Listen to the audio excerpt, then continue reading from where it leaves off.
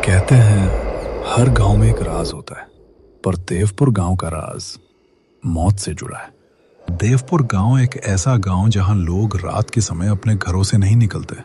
गांव के बड़े बुजुर्ग बताते हैं, सूरज ढलते ही कोई भी काले कुएं के पास नहीं जाएगा। काला कुआं उस गांव के लोगों का कहना कि वो जगह सबसे मनहूस है, क्योंकि गांव वालों का कहना है जो उस कुएं के पास जाता वो कभी वापस नहीं आता।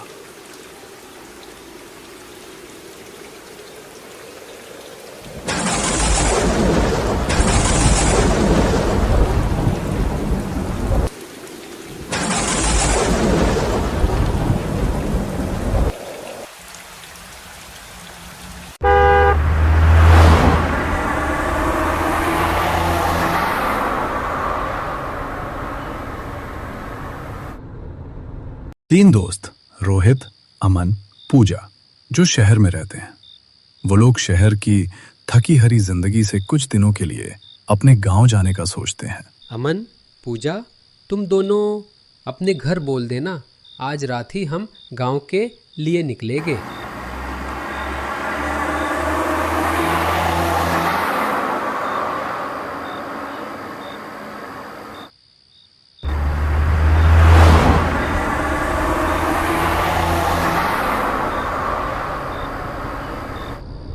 अमन और पूजा पीछे बैठे होते हैं और रोहित कार चला रहा होता है। तभी पूजा बोलती है, यार अमन, मुझे ये कुछ भी अच्छा नहीं लग रहा, कितना डरावना है। अमन चिढ़ते हुए बोलता है, ऐसा कुछ भी नहीं है। यहाँ कुछ ही देर हम चाचा के यहाँ पहुँच जाएंगे, तब तक शांति से बैठ।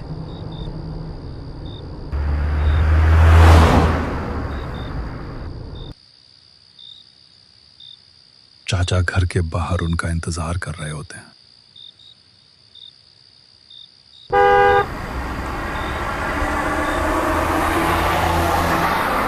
चाचा उनका इंतजार बाहर ही कर रहे होते हैं। तब तक वो तीनों चाचा के यहाँ पहुंच जाते हैं। चाचा उनको देखकर खुश होते हैं और बोलते हैं, आ गए तुम लोग, तुम्हें देख के बहुत खुशी हुई। चलो अंदर चलते हैं, खाना खा के आराम से बात करें। वो चारों खाना खा के अपने घर के बाहर आग जला के बैठे होते हैं और शारदी के मौसम का आनंद ले रहे होते हैं।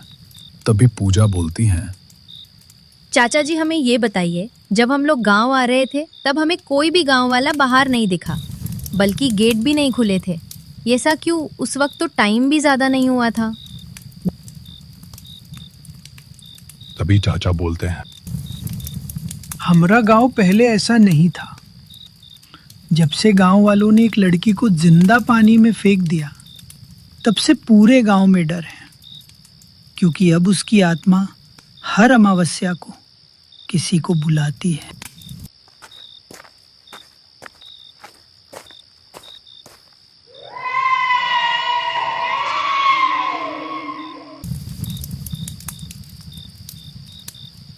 तब से ही गांव के लोग रात को जल्दी जल्दी अपने अपने घरों का दरवाज़ा बंद कर लेते हैं और अंदर ही रहते हैं।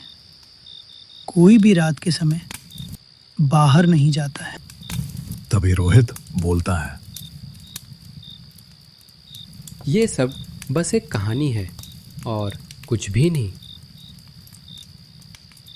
बेटा, ये सब कोई कहानी नहीं, बल्कि सच है, जिसे हम गांव वालों के अलावा कोई और नहीं समझ सकता।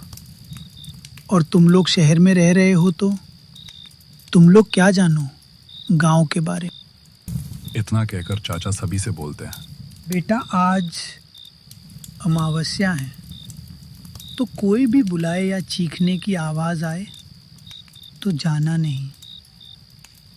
चलो, अब सभी लोग अंदर चलते हैं और सोते हैं।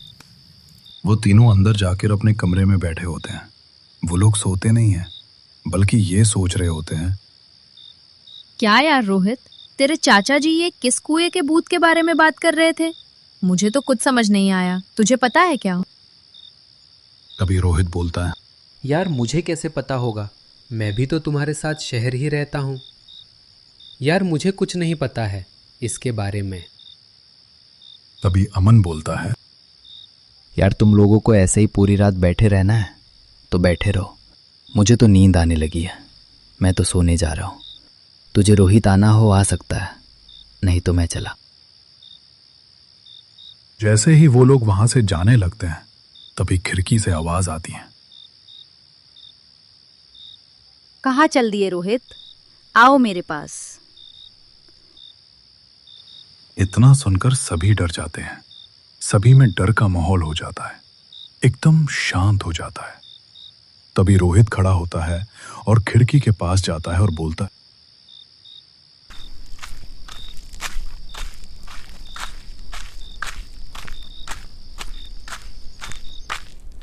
रोहित खिड़की के यहां जाकर देखता है पर उसे कोई नहीं दिखता है। फिर वो बोलता है, क, क, क, कौन है वो? बाहर आओ, बोलो कौन है यहाँ?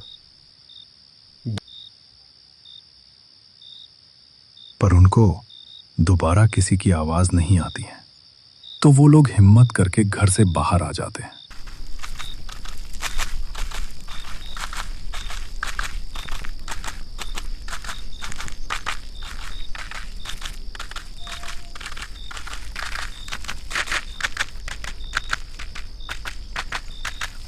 वो लोग बाहर आके चारों तरफ देखते हैं पर उनको कोई नहीं दिखता है।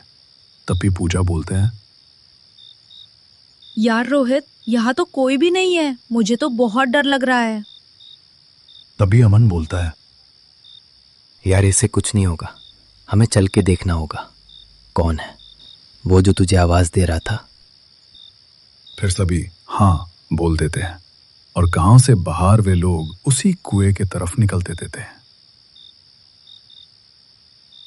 चारों तरफ घना जंगल जैसा मंजर, किसी की भी रूह कांपा दे।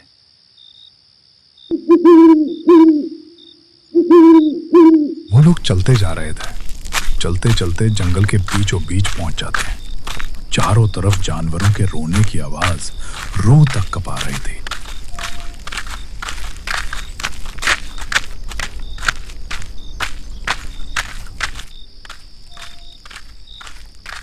रोहित सामने देख, यही वो कुआं है जिसके बारे में चाचा हमें बता रहे थे। ये रहा हमारे सामने, चल देखते हैं। अमन कुएं के पास जाकर देखता पर उसे कोई नहीं दिखता है। तभी वो लोग वहां से जाने की सोचते, तभी कुएं से आवाज आती है, रोहित मेरे पास आओ, पास आओ रोहित, दूर क्यों खड़े हो? इतना सुनते ही अमन कांपने लगता है।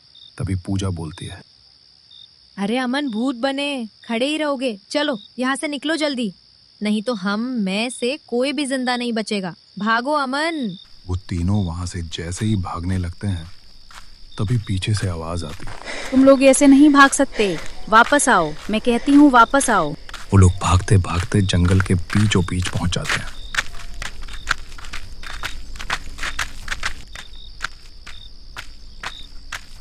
वो लोग जंगल के बीचों बीच रुक जाते हैं। तभी उनके सामने वो छलावा सामने आता है। जैसे ही वो सामने आती हैं, चारों तरफ ढूंढ छा जाती हैं।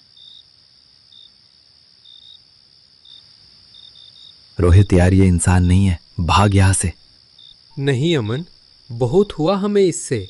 सच जानना होगा क्यों ये लोगों को डराती हैं। बताओ तुम ये सा क्यों करती हो? मैं किसी को मारती नहीं हूँ, मुझे बस इंसाफ चाहिए जो इन गांव वालों ने मेरे साथ किया। क्या किया इन गांव वालों ने तुम्हारा? इन गांव वालों ने मुझ पे झूठा इल्जाम लगा कि मुझे जिंदा कुआं में फेंक दिया था। मैं तड़पती रही पर मुझे कोई भी बचाने नहीं आया। लेकिन फिर भी मुझे इन लोगों से कोई भी शिकायत नहीं है।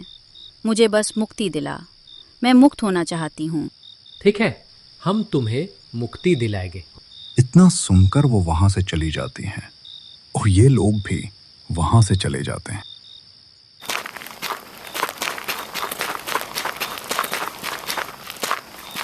रोहित और अमन सुबह मंदिर पहुंचकर पुजारी को पूरी बात बता देते हैं और पुजारी उसे मुक्ति दिला देते हैं।